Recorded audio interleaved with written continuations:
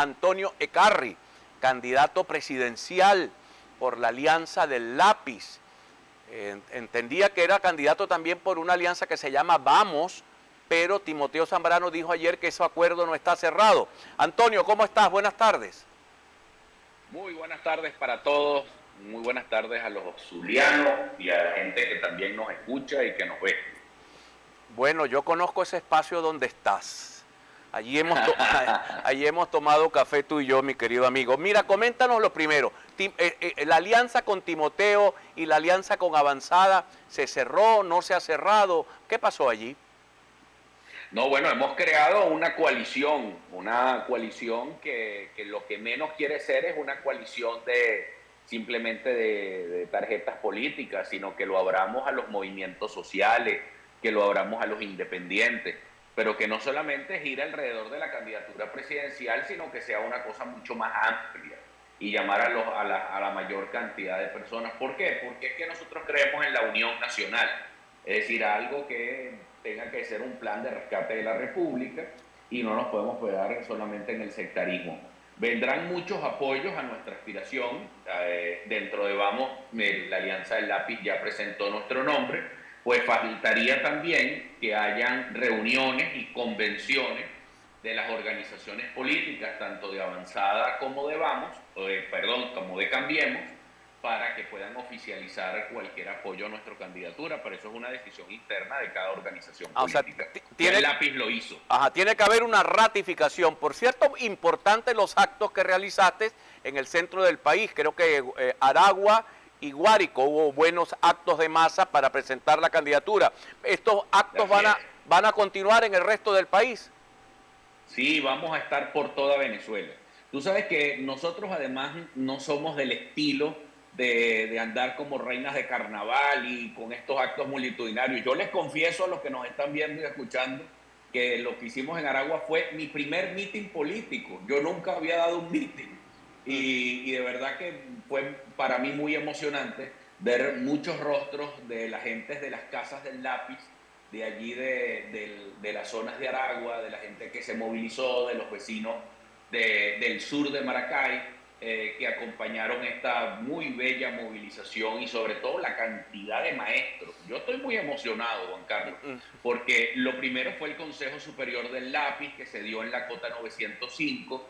Ahí nuevamente más de 700 delegados, tanto de Caracas como de toda Venezuela, asistieron y allí, bueno, se tomó la decisión de postular nuestra candidatura, actualizar nuestros estatutos, presentar nuestro plan de gobierno, presentar nuestra declaración de principios. Eso es algo muy importante.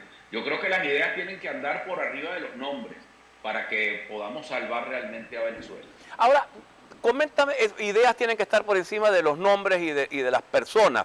Coméntame un poco cuál es la oferta diferenciadora de Antonio Ecarry frente a otros candidatos que ya casi contábamos ahora que pudiéramos llegar a esa elección con 7 candidatos presidenciales. ¿Cuál es la oferta diferenciadora de Antonio Ecarry?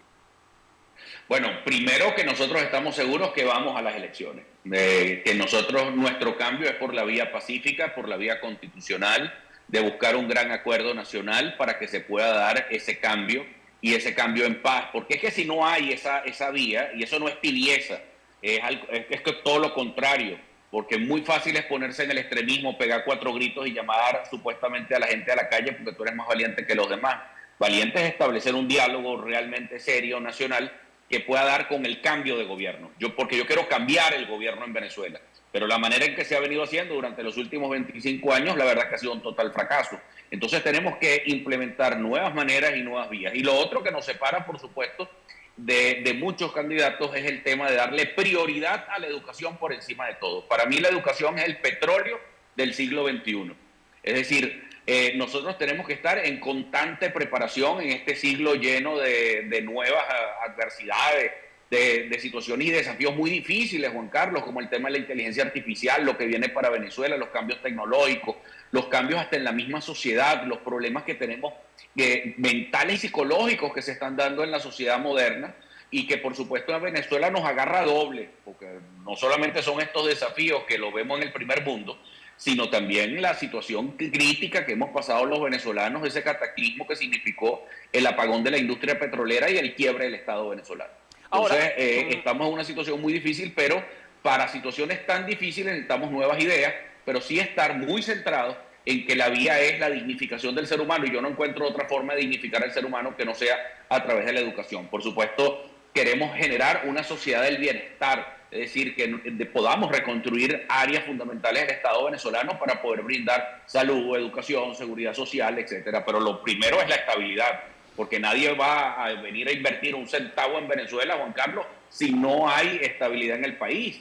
Y bueno, ya estamos viendo cómo otros países de Latinoamérica están entrando a una crisis política muy seria, muy conflictiva, y nosotros como Venezuela, bueno, ya tenemos bastante tiempo en crisis, ya es hora de ponerle solución a esto y entrar a unas nuevas realidades y a unos nuevos escenarios. mira, te comento esto y seguramente en el transcurso de la entrevista podemos hablar un poco del tema droga, que pareciera lo que está detrás en la trastienda de este asesinato en Ecuador. Pero Sí. esta mañana me decía una querida amiga, la señora Yérica, me decía, mire, tengo una vecina, es bastante mayor. Esa señora dice, yo no voy a votar por otra persona que no sea Maduro, porque si voto por otra persona que no sea Maduro, me quitan los bonos. Y yo nunca había recibido bonos, yo nunca había sido pensionada, porque recordemos que en el pasado solo se pensionaba a las personas que tenían las 752 cotizaciones en el Seguro Social. Hoy el gobierno pensiona a toda persona que tenga la edad requerida en esto que llaman amor mayor. ¿Qué hablarle, qué decirle a estas personas que viven muchos de ellos del bono que les llega de vez en cuando y de los $4 de la pensión? ¿Qué decirles a ellos? ¿Cuál es la oferta de Antonio Eckarri para ellos? Primero, que las conquistas sociales no se quitan, no se eliminan, más bien se fortalecen. Nosotros en nuestro gobierno lo que queremos es generar un gobierno de confianza para atraer inversiones, y esas inversiones puedan ayudar a que esas políticas sociales y esos bonos que pueden haber se transformen realmente en derechos, porque esos bonos no son suficientes para realmente para vivir. Eso es un bono que lo que es son bonos de hambre, y no es posible que haya un país inmensamente rico con una nación, con un pueblo muy pobre. Es decir, que ella, esa querida señora que nos pueden estar viendo, nos puede estar escuchando, nosotros no podemos estar arrebatando conquistas sociales. Al contrario, lo que nosotros tenemos que hacer es fortalecer con políticas que vayan a atender a esa población vulnerable, porque tienen miedo, Juan Carlos, y eso es importante que todos lo podamos digerir. Hay mucha gente con miedo en Venezuela, con miedo a perder hasta lo mínimo, de perder la bolsa o perder esto. No, nuestro gobierno no viene a quitar ni a borrar beneficios sociales, viene a fortalecer y hacer una reforma económica que permita que nuestros abuelos, que por derecho constitucional, eso no es una misión, es que por derecho constitucional todas las personas de avanzada edad tienen derecho a ser protegidas por el Estado venezolano. Eso es un derecho que está en la Constitución de 1999 y es un derecho que no se puede quitar. Ahora, lo que creo yo es que ese derecho no está siendo cumplido efectivamente, porque lo que hemos tenido es una política económica demasiado mala, que lo que nos trajo fue pobreza para todos. Ese bono es un bono que es insuficiente.